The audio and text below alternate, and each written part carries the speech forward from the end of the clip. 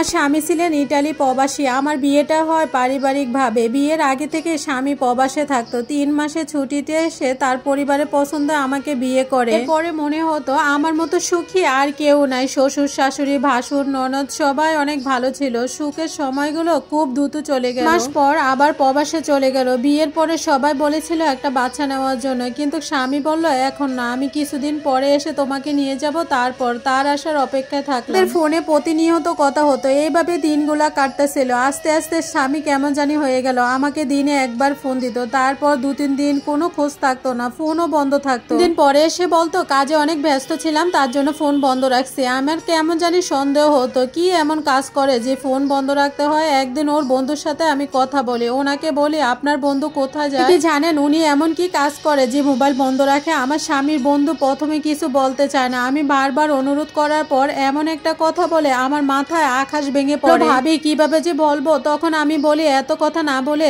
তারপর বলেন ভাই কি করে আমার স্বামী। তখন উনি বলে আমার স্বামী নাকি আরেকটা বিয়ে করেছে। আমি নিজের কানকে বিশ্বাস করতে পারছিলাম না, ভুল কিছু শুনেছিলাম। আমি ওনাকে বলি আপনি কি বলতেছেন, আমার স্বামী আমাকে অনেক ভালোবাসে, কি জন্য আমাকে রেখে বিয়ে করবে, কিছুদিন পর তো আমাকে ওর কাছে নিয়ে যাবে। বলে শোবিজ প্রতিদিন ডান্স ক্লাবে যেত, ওইখানে এক মেয়ের সাথে পরিচিত হয়। তারপর 1 মাস হয়েছে বিয়ে করছে। আমি এক চিৎকার দেই, চিৎকার দেওয়ার পরে শ্বশুর শাশুড়ি পাশের রুম থেকে চলে আসে। শাশুড়িকে আমি জড়িয়ে ধরে হাউ হাউ করে কান্না করতেছিলাম। মনে হচ্ছিল বুকের ভিতরে ঝড় উঠে যাচ্ছে। কেন আমার স্বামী এমনটা করলো আমার সাথে, ও তো আমাকে অনেক ভালোবাসে। শাশুড়ি বারবার জিজ্ঞাসা করতেছে তোমার কি হয়েছে, কেন কান্না করতেছো। তখন শাশুড়িকে সবটা খুলে বলি। আমার শাশুড়ি বলে ওর বন্ধু মনে হয় মিথ্যে কথা বলেছে, আমার ছেলে এমন কাজ করতে পারে। স্বামীকে ফোন দেওয়া হয়, প্রথমে স্বীকার করে না। যখন মা বলতেছে আমার সন্তান হয়ে থাকিস তাহলে সত্যি কথা বলিস, তখন বলতেছে মা ভুল হয়ে গেছে, আমার কি দিয়ে কি হয়ে যায়, আমি ওই মেয়ের পাল্লা পড়ে। ফোনটা নিয়ে বলি তুমি কেন আমাকে ঠকালে, আমি তো তোমাকে কম ভালোবাসি না, আমি এখানে তোমার জন্য প্রহর গুনতাছি আর তুমি আরেকটা বিয়ে করলে, একটাবার আমার কথা চিন্তা করলে না তুমি। আমার স্বামী বলতেছে আমি ওই মেয়েকে ছেড়ে দিব,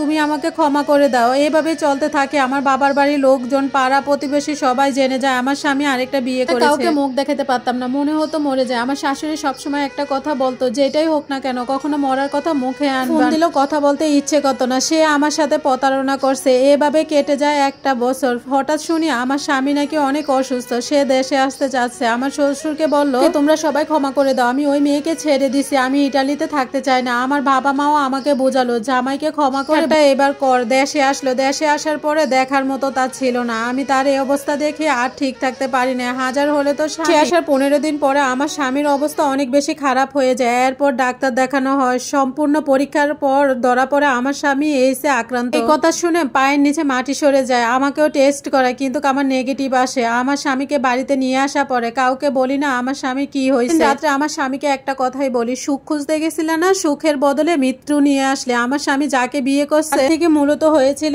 এস, মেয়েটা প্রতিলাপের মেয়ে ছিল। আমি ওই দিন রাত্রে আমার পায়ে ধরে অনেক কান্নাকাটি করে বলে তুমি আমাকে ক্ষমা করে দাও। আমি শুধু ওই সময় চোখের পানি ফেলেছি, আর কিছুই বলতে পারি না। 8 মাস পর আমার স্বামী মারা যায়। সে যে কি যন্ত্রণা ভোগ করছে সেটা মনে উঠলে বুকের ভিতরে মোচড় দিয়ে উঠে। কিন্তু এখন পর্যন্ত কেউ জানে না আমার স্বামী আসলে কি হয়েছিল। আপু একটা কথা বলতে চাই প্রবাসী ভাইদের উদ্দেশ্যে, আমার স্বামীর মতো ভুল যেন কেউ না করে। তার একটা ভুলের জন্য নিজের জীবনটাই দিয়ে দিতে হলো, আর আমি বিধবা হলাম। এই স্টোরিটা যে আপু লিখেছে 28-এ, তার নামটা গোপন রাখতে বলেছে। আসলে এটা একটা মর্মান্তিক স্টোরি।